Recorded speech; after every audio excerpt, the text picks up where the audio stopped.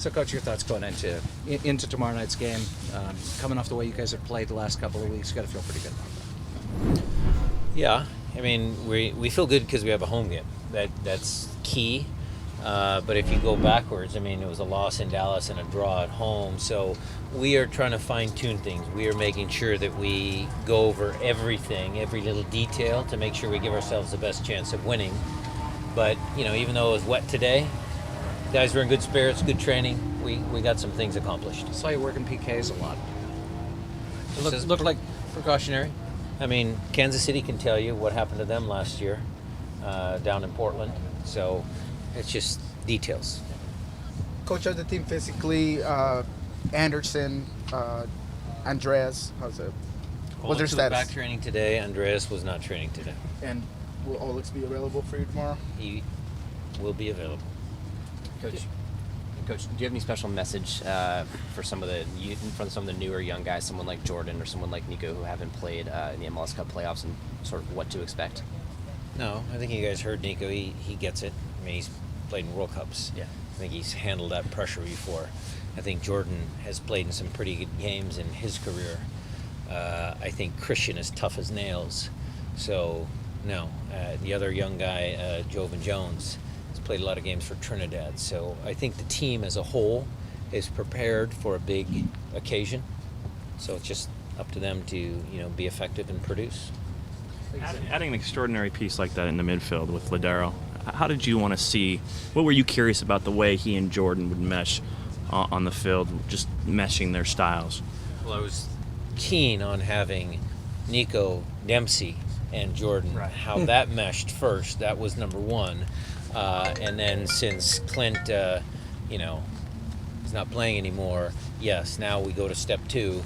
And basically, Nico's a very smart guy. He sees a lot of the passes on the field that maybe some other guys don't. And so that just exemplifies Jordan's movement off the ball. He's so fast and he finds those little seams. And I think that's been one of their strengths this year.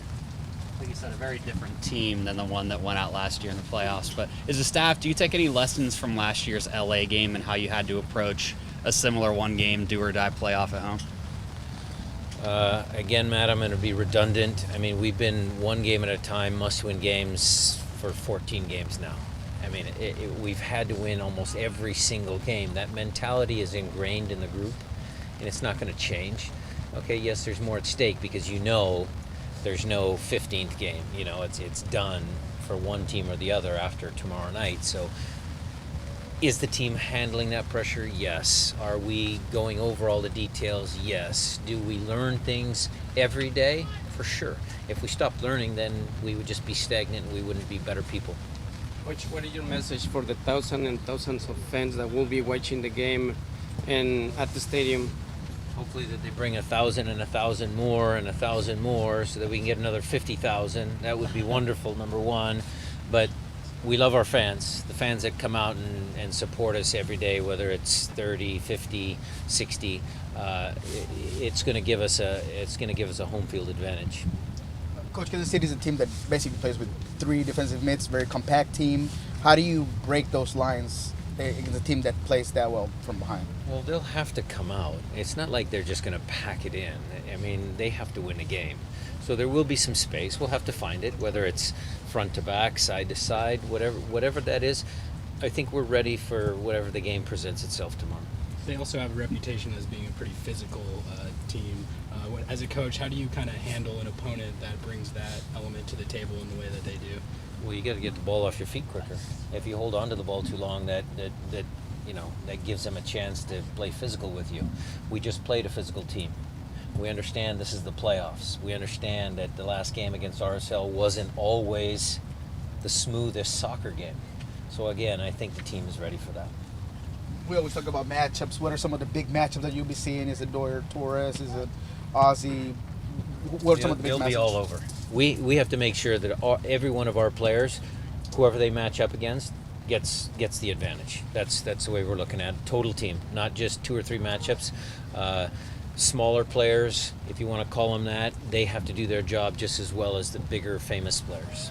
Rainy and colder, does that changed in terms of the actual, the ball skipping, things like that? Does it do some It, weird it, things? it helps that the turf, the ball flies a little bit better. Hot summer sticky days, those aren't really good, but the turf will be fine.